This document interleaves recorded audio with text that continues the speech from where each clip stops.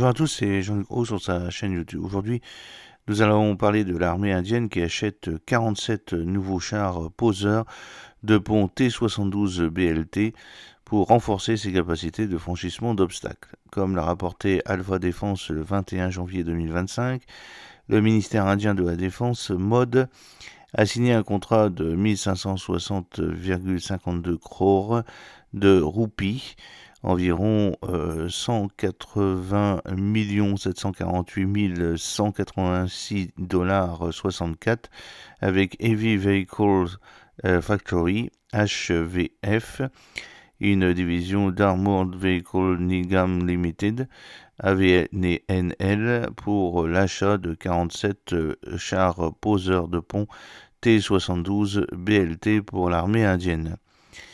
L'accord a été finalisé à New Delhi le 21 janvier 2025 en présence du secrétaire à la Défense Rachev Kumar Seth et de hauts responsables du MOD et de HVL AVNL.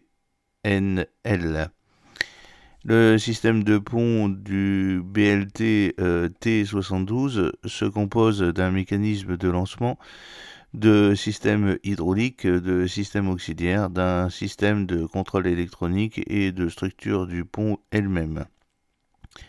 L'acquisition par l'Inde de 47 T-72 BLT vise à améliorer la capacité opérationnelle de ces forces mécanisées en permettant le déploiement rapide de ponts lors d'opérations offensives et défensives. Les T-72 BLT sont conçus pour soutenir le mouvement des unités blindées à travers des obstacles tels que des rivières et des tranchées, répondant ainsi aux défis de mobilité et garantissant une flexibilité tactique. Cette acquisition fait partie d'une initiative plus large visant à moderniser l'infrastructure militaire de l'Inde et à maintenir la pertinence opérationnelle de la flotte T-72. Le T-72 BLT, également connu sous le nom de BLT T-72, est un véhicule blindé de génie AEV utilisé pour déployer des ponts en acier préfabriqués lors d'opérations militaires. Il aide à franchir les obstacles naturels et artificiels permettant aux chars et aux véhicules blindés de maintenir leur mobilité pendant les combats. Le système comprend un pont à ciseaux qui peut être déployé dans deux configurations, une travée de 20 mètres avec une classification de charge militaire MLC de 60 supportant des véhicules jusqu'à 60 tonnes et une travée de 22 mètres avec une MLC de 70 supportant des véhicules jusqu'à 70 tonnes. La classification de charge militaire MLC est un système normalisé utilisé par l'OTAN pour indiquer la capacité de charge des infrastructures telles que les ponts, les routes et les voies, ainsi que l'impact de charge de véhicules militaires. Elle est représentée par le nombre entier, les nombres les plus élevés correspondant à la capacité à supporter des charges beaucoup plus lourdes. Les véhicules se voient attribuer des numéros MLC en fonction de leur poids, de leur type, à roue ou à chenille, et de leur impact sur l'infrastructure, tandis que les éléments d'infrastructure sont classés en fonction de leurs caractéristiques structurelles et de leur capacité à gérer des conditions de circulation spécifiques. Ce système assure la compatibilité entre les véhicules militaires et l'infrastructure qu'ils utilisent, favorisant ainsi le déplacement sûr et efficace des forces. Le système de pont du BLT T-72 se compose d'un mécanisme de lancement, de système hydraulique, de système auxiliaire, d'un système de contrôle électronique et de la structure du pont elle-même. Pendant le transport, le pont reste plié au-dessus du char et peut être déployé en environ 3 à 5 minutes à l'aide de commandes manuelles et automatiques. La capacité du véhicule à déployer et à récupérer le pont garantit que les colonnes de chars peuvent franchir les obstacles et maintenir un mouvement efficace. Le T-72 BLT, également connu sous le nom de BLT T-72, dispose d'un pont de type ciseau qui peut être déployé dans deux configurations, une travée de 20 mètres supportant des véhicules jusqu'à 60 tonnes et une travée de 22 mètres supportant des véhicules jusqu'à 70 tonnes. Les BLT sont construits sur le châssis du char T72M1 et propulsés par un moteur de 780 chevaux.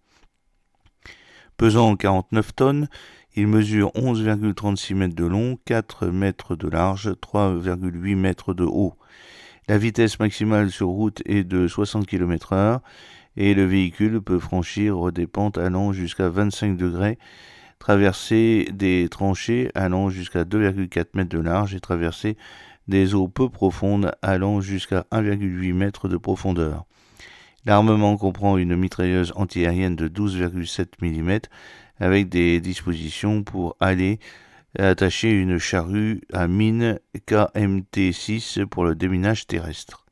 L'association de l'Inde avec le T-72M1 a commencé en 1978 avec l'achat de 500 chars à l'Union soviétique, dont des variantes T-72, T-72M et T-72M1.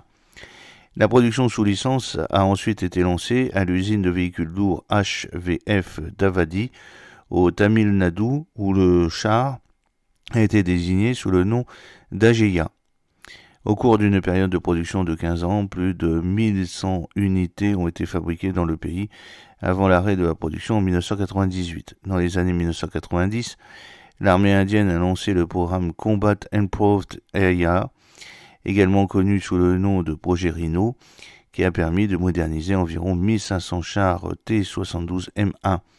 Ce programme a introduit des améliorations telles que des moteurs modernisés, des systèmes de contrôle de tir avancés, un blindage réactif explosif ERA, des systèmes de détection et d'extinction d'incendie et des systèmes de communication et de navigation modernes. En 2023, l'armée indienne exploite une flotte de 2418 chars T-72M1 avec des plans pour les remplacer dans le cadre du programme Future Ready Combat Vehicle FRCV.